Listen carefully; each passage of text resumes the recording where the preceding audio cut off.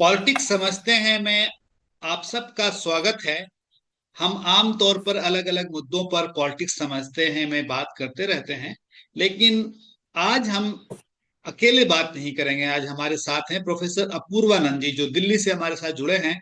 और हम मोटे तौर पर आज ये समझने की कोशिश करेंगे कि भारत में इस समय क्या राजनीति है, भारत की पॉलिटिक्स क्या है इस समय। प्रोफेसर अपूर्वानंद, हम आपसे सीधे ये समझना चाहेंगे कि आज के समय की जो भारतीय राजनीति है, भारत की पॉलिटिक्स है, उसको आप किस तरह से पेश कर सकते हैं। शुक्रिया समी। अ, सवाल ज़रा मुश्किल है क्योंकि आप पूरे भारत की राजनीति की बात कर रहे हैं और भारत बहुत बड़ा है और बहुत पेचीदा मुल्क है। और इसमें भाषाओं की विविधता है, संस्कृतियों की विविधता है और अलग अलग राज्य हैं जिनकी राजनीति अलग अलग है। तो भारत में कोई एक राजनीति किसी एक राजनीति की बात करना ज़रा मुश्किल है। लेकिन मोटा मोटी तौर पर, और मेरे ख्याल में यह गलत नहीं होगा कहना कि भारत में जो एक राजनीति अभी हावी होती जा रही है वह है, और वह पिछले 12-13 वर्ष से हावी हो रही है। और वह भारत के उन हिस्सों पर भी हावी होने की कोशिश कर रही है जहां वह कमज़ोर थी। वह राजनीति वह है हिंदुत्व की राजनीति।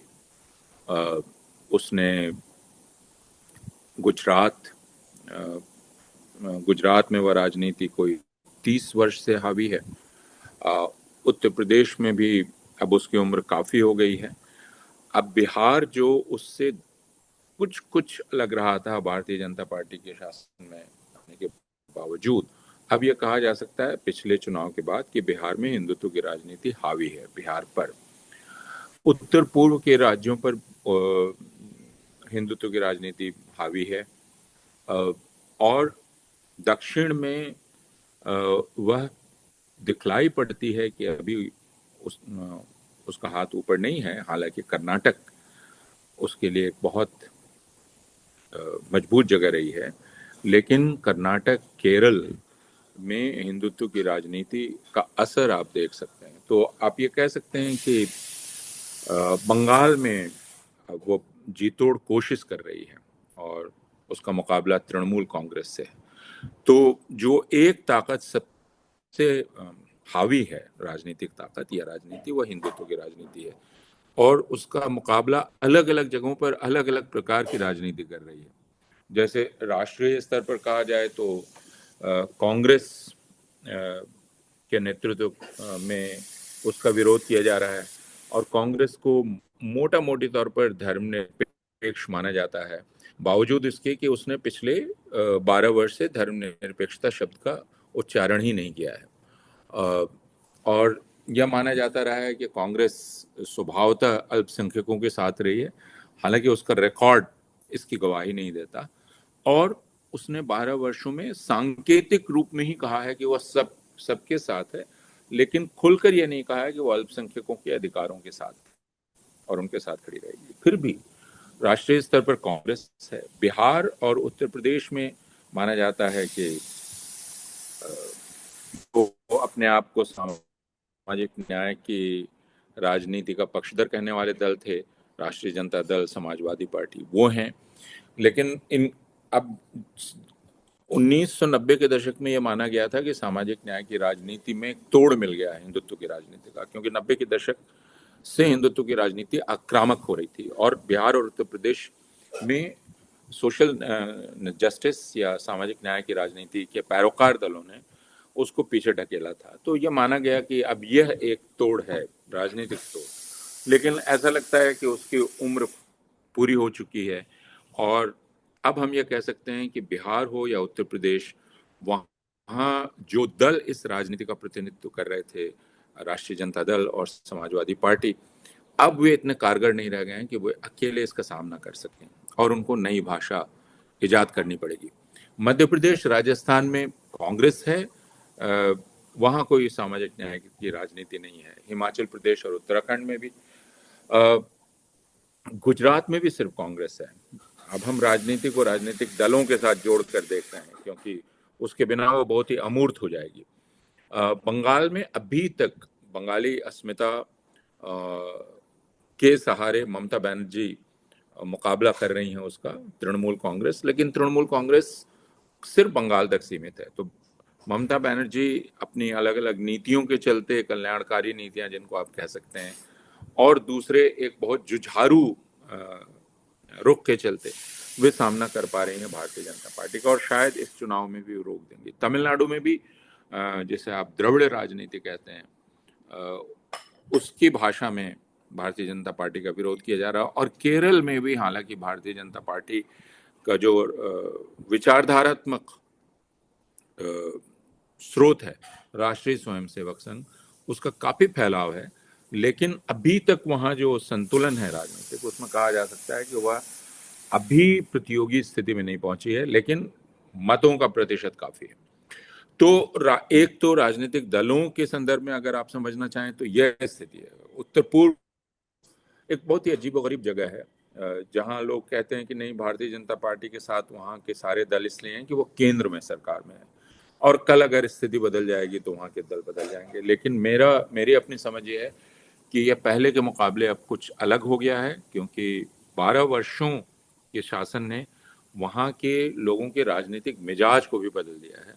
और यह बहुत ही बिना बहुत गलत होने का खतरा उठाया कहा जा सकता है कि उत्तर पूर्व के राज्यों में मुसलमान विरोध अब एक बहुत ही वहाँ की राजनीतिक भाषा के लिए बहुत आवश्यक है, और मुसलमान विरोध ने जगह बना ली है वहाँ की राजनीतिक भाषा में। तो एक आरंभिक उत्तर तो यह है जो जिससे हम समझ सकते हैं कि भारत की राजनीति अभी कहाँ है।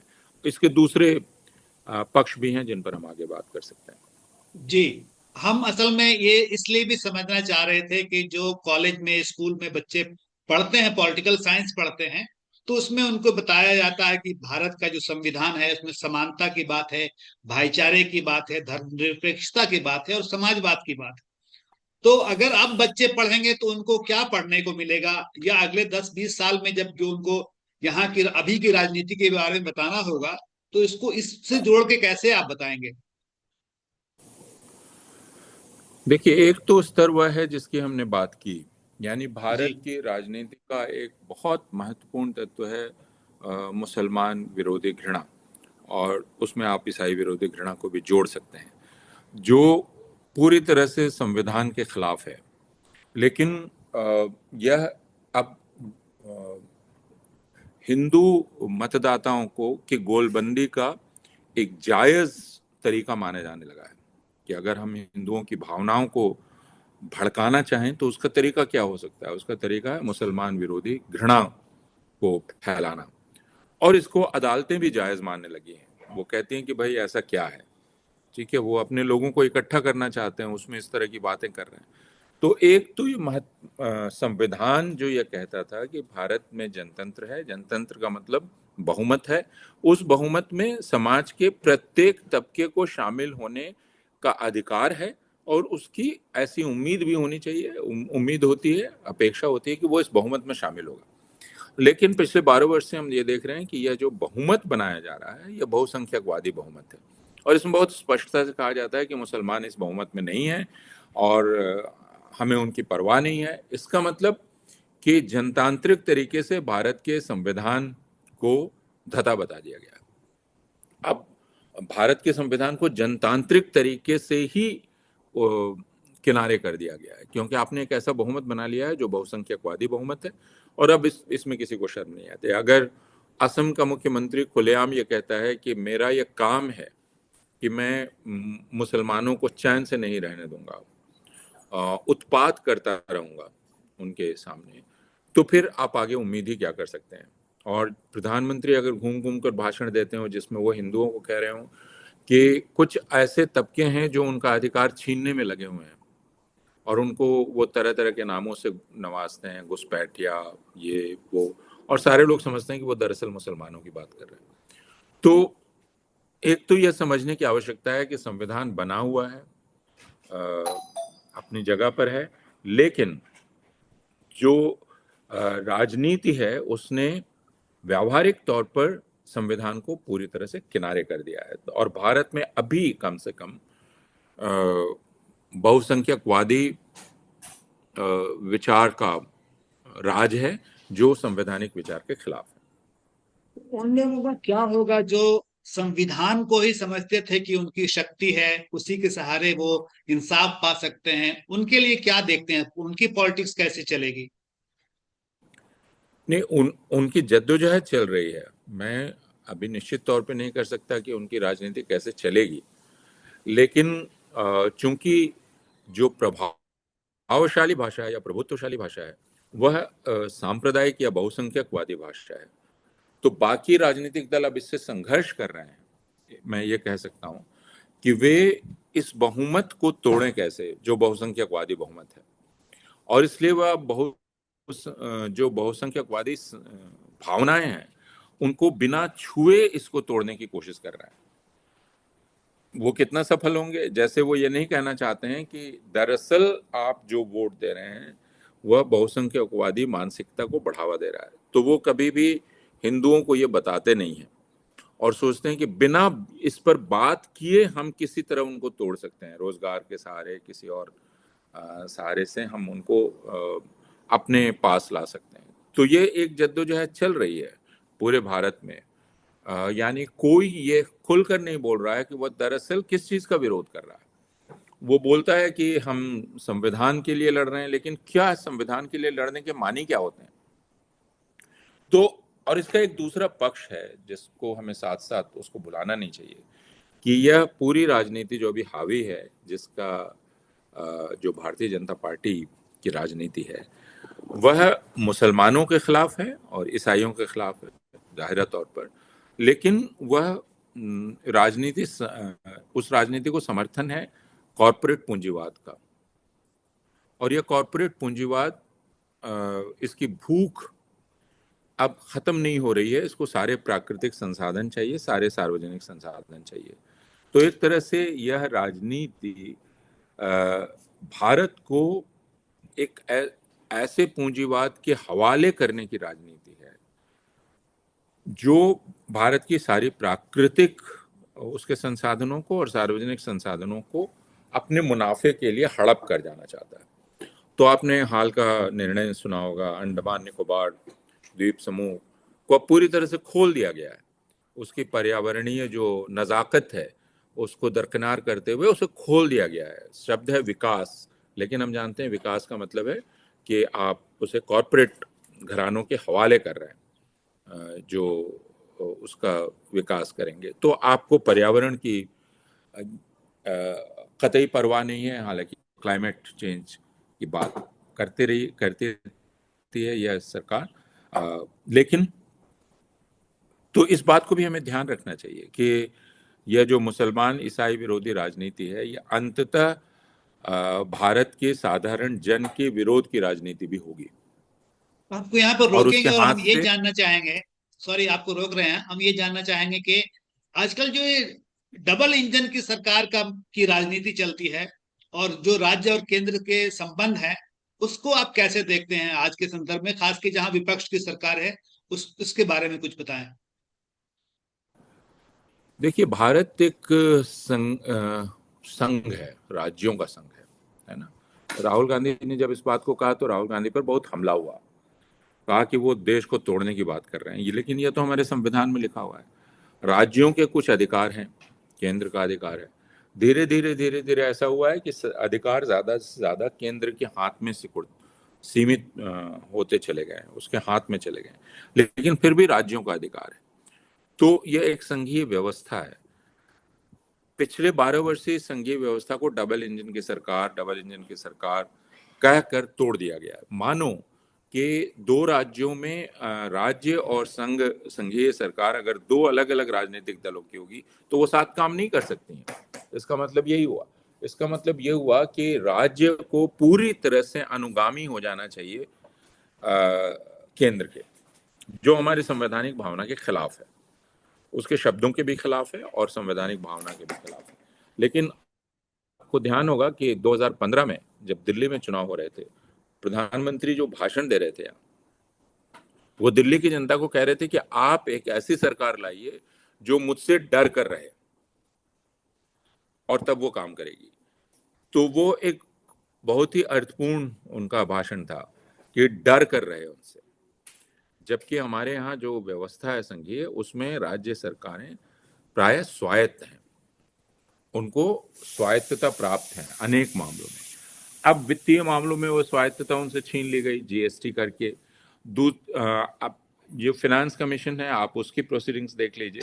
राज्यों की भागीदारी होती थी योजना आयोग के जरिए, वो खत्म कर दिया गया। तो और डेवलपमेंट काउंसिल जिसकी बैठक हुआ करती थी, वह सब अब निष्प्रभावी हो गए हैं। तो हिंदुस्तान का जो संघीय व्यवस्था है वो पूरी तरह से खत्म हो गई है। बात कही गई फेडरल कोऑपरेटिव फेडरलिज्म की, तो सुंदर शब्द का इस्तेमाल किया गया, लेकिन कहा यह गया कि भाई राज्य अपने आप को हवाले करें केंद्र के। तो इसलिए अगर केंद्र एक योजना का नाम बोल रहा है, आप वो नाम अपने स्कूल में नहीं लगा रहे हैं, तो हम आपको फंड नहीं देंगे, तमिलनाडु को फंड नहीं देंगे, केरल को फंड नहीं। और आपने दूसरी चीज, स्कूल का फंड नहीं देंगे, स्कूल एजुकेशन का फंड नहीं देंगे। यहां तक कि यह इस अमानवीयता तक पहुंच गया कि जो प्राकृतिक हादसे होते हैं, बाढ़, सूखा, तूफान, उसमें भी भेदभाव किया जाने लगा कि जो भारतीय जनता पार्टी की सरकार जिस राज्य में नहीं है, वहां नहीं दिया जाएगा अनुदान प्राकृतिक हादसे से निपटने के लिए, और भारतीय जनता पार्टी की सरकार जहां है उसको भरपूर अनुदान दिया जाएगा। तो ये नीतिगत स्तर पर और ऐसे फैसलों से, दोनों से भारत के संघीय व्यवस्था को पूरी तरह से छिन्न भिन्न कर दिया गया, और सर्वोच्च न्यायालय ने भी इसमें कोई सक्रिय हस्तक्षेप नहीं किया है, बात बात कहने के बावजूद। तो राज्य सरकार और केंद्र सरकार के संबंध से आगे बढ़ते हैं। हम ये जानना चाहेंगे कि आज की जो केंद्र सरकार है और आम जनता है, उसके रिश्ते को कैसे देखते हैं? केंद्र सरकार कैसे कंट्रोल कर रही है या नहीं कर रही है आम जनता की जनजीवन को? जी। देखिए, मैंने ये कहा कि ये जो पूरी व्यवस्था है, इसको आप ये कह सकते हैं कि यह एक तरह की पेशवाई की मानसिकता पर टिकी हुई है। तो है जनतांत्रिक, लेकिन पहली बार हम ये देख रहे हैं कि प्रधानमंत्री को इस तरह से प्रधानमंत्री के बारे में बात की जाती है जैसे वह ईश्वर के प्रतिनिधि हैं। ये पहली बार हमें दिखलाई पड़ रहा है कि संसद में प्रधानमंत्री जब प्रवेश करते हैं तो शासक दल के सारे सांसद खड़े हो जाते हैं और मेजे थपथपाते हैं और मोदी मोदी का नारा लगाते हैं। ये पहली बार हो रहा है। तो मैं इसको कहता हूं कि हिंदुस्तान के जनतंत्र को एक तरह से एक राजशाही में तब्दील किया जा रहा है, और प्रधानमंत्री को राजा की तरह उसे देखा जा रहा है, जो ईश्वर का प्रतिनिधि है, जो प्रश्नों से परे है। तो जाहिर है फिर उससे जनता का रिश्ता कैसा होगा, जैसे राजा और प्रजा का होता है। तो हम ये मान के चल रहे थे कि 1950 के बाद जब हमारे पास संविधान आया, हम प्रजा से जन बन गए, जनता बन गए, सब्जेक्ट से हम सिटीजन बने। लेकिन अब हमारी यात्रा उल्टी हो रही है, हम प्रजा बनते जा रहे हैं, और राजा को जब जो मर्जी होती है वो प्रजा के बारे में फैसला करता है, और प्रजा का काम, प्रजा राजा से प्रश्न नहीं कर सकती है। तो यह रिश्ता बदल गया है, लोगों का और सरकार का रिश्ता, क्योंकि सरकार भारत में अब पूरी तरह से सिर्फ एक आदमी की सरकार है, या इस डेढ़ बदलते आदमी रिश्ते या पर दो एक आदमी। सवाल है हमारा, प्रोफेसर अपूर्वानंद। इस बदलते रिश्ते पे ही आजकल कई राजनेता हैं, और जरूरी नहीं कि बीजेपी के हों, जेडीयू के भी हो सकते हैं, जो कहते हैं कि आपने मुझे वोट नहीं दिया इसलिए आपका काम हम नहीं करेंगे। इसको कैसे देखते हैं आज की पॉलिटिक्स में? यह मैं कह रहा हूं कि यह जो बहुसंख्यकवादी तरीका है, जिसमें आप ये कहते हैं, आप अ, आपने समाज को दो हिस्सों में बांट दिया है, मेरे लोग और जो मेरे लोग नहीं है। जबकि जनतंत्र का मतलब यह है कि मैंने आपको मत, लेकिन मैंने अपने प्रतिनिधि तो चुना ना, मैंने अपना मत व्यक्त किया। तो मेरे नागरिक अधिकार मेरे मत व्यक्त करने से तय नहीं होते, मेरे नागरिक अधिकार बने रहते हैं, और आप उसको छीन नहीं सकते हैं। वो संविधान के द्वारा दिए गए अधिकार है। तो मैं आपका आदमी नहीं हूं, या क्या कर आप सार्वजनिक संसाधनों से मुझे वंचित नहीं कर सकते हैं। लेकिन यह काम किया जा रहा है, जैसे जनता दल यूनाइटेड के लोगों की बात की, अब ज्यादातर भारतीय जनता पार्टी के लोग ये कर रहे हैं। अभी आपने एक कंबल वितरण में भी ये देखा होगा, बाद में जी। उन्होंने दलील ये दी कि नहीं, सरकारी पैसे से नहीं था, मेरे पैसे से था। लेकिन एक जनप्रतिनिधि ये कर सकता है कि वह जनता को कहे कि तुम मेरे मतदाता नहीं हो इसलिए तुमको नहीं मिलेगा, लेकिन आपको प्रधानमंत्री ने देवेश चंद्र ठाकुर का वो बयान याद होगा जिन्होंने साफ तौर पर कहा कि मुसलमानों ने, यादवों ने मुझे वोट नहीं दिया, हम उनका कोई काम नहीं करेंगे।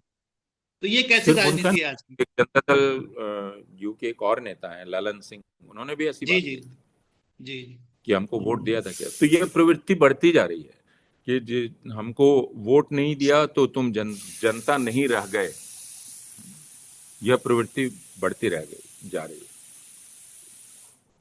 अगला सवाल यह है कि जो भारत की अंदरूनी राजनीति है उसका विदेश नीति पर कितना प्रभाव पड़ता है? कई बार लोग कहते हैं कि अंदरूनी लोगों को देखिए, खुश करने के लिए। भारत की अंदरूनी राजनीति क्या है। जो प्रभुत्वशाली राजनीति है वह है जिसको हम कहते हैं दबंगपन की राजनीति, या आप उसे एक दूसरे ढंग से, थोड़े सरल ढंग से समझने की कोशिश करें तो वो ब्राह्मणवादी राजनीति भी है। उसका मतलब क्या हुआ? उसका मतलब हुआ कि मेरे नीचे जो होगा मैं उसको दबाऊंगा और मेरे ऊपर जो होगा मैं उसके तलवे सहलाऊंगा। यह जाति का विचार है। जाति के विचार में मेरे नीचे जो है मैं उसे सताऊंगा, मेरे ऊपर जो है मैं उसके तलवे सहलाऊंगा। ये जाति की विचारधारा है, ये इस देश में चल रही है। तो जो कमजोर है यानी मुसलमान ईसाई, मैं उसको सताऊंगा। यह हिंदुत्ववादी राजनीति है। लेकिन भारत के बाहर जाते ही वह तो मजबूत नहीं है, उससे मजबूत अमेरिका है, उससे मजबूत इजराइल है, उससे मजबूत दूसरे देश हैं, तो वह उनके तलवे सहलाएगा क्योंकि वो इस विचारधारा से तो आप देख सकते हैं कि जो घरेलू राजनीति है वह चूंकि इस ब्राह्मणवादी विचारधारा से प्रेरित है, जिसका मतलब है कि दोहरा दें कि जो मेरे ऊपर है उसका तलवा मैं सहलाऊंगा, जो मेरे नीचे है उसको मैं अपने अंगूठे से दबाऊंगा। तो यह आप विदेश नीति में भी देख सकते हैं कि अभी जो भारत के प्रधानमंत्री इजराइल गए वो कोई अपनी मर्जी से गए हों, ऐसा नहीं है। अभी आप देख रहे हैं मध्य पूर्व में और उन पूरे उस पूरे इलाके में, ईरान, इजराइल, अरब इलाके में अमेरिका की एक अलग परियोजना है, अलग रणनीति है, और ईरान पर हमले की तैयारी चल रही है और उसमें इजराइल एक महत्वपूर्ण देश होगा और उसके लिए एक माहौल बनाने की कोशिश की जा रही है। और इस परियोजना के तहत ही नरेंद्र मोदी को इजराइल का दौरा करना पड़ा। तो वह स्थानीय राजनीति में भी मदद करेगा क्योंकि यहाँ मुसलमान विरोधी भावना को और भड़काया जा सकेगा और कहा जा सकेगा कि जैसे इजराइल ने बट रहा है हम भी निपटेंगे। और दूसरे कि वह जो अमेरिका इजराइल की जो एक पूरी आ, उसका गठजोड़ है, भारत अब उसका हिस्सा होना चाहता है। तो भारत की स्थिति मैंने जैसे कहा जाति क्रम में, अंदर तो हम मुसलमान को और इसको दबाएंगे, लेकिन बाहर मेरे नीचे कोई नहीं है। तो फिर आप चीन के आगे भी असहाय हैं, आप अमेरिका के आगे भी असहाय हैं। आपने अमेरिका के लिए जीरो टैरिफ कर दिया, अमेरिका आप पे जो टैरिफ लगा रहा है आप बिल्कुल चुप हैं। आपने जो अभी व्यापार सौदा किया है उस व्यापार सौदे के बारे में आप ठीक से बता भी नहीं पा रहे हैं आपकी अपनी जनता को, क्योंकि यहाँ के किसानों को मालूम हो जाएगा कि आपने उनके हितों को बेच दिया अमेरिका के आगे। तो आपकी ये जो पूरी सीना जोरी है ये भारत के भीतर चलती है, लेकिन भारत के बाहर आप भीगी बिल्ली बन जाते हैं।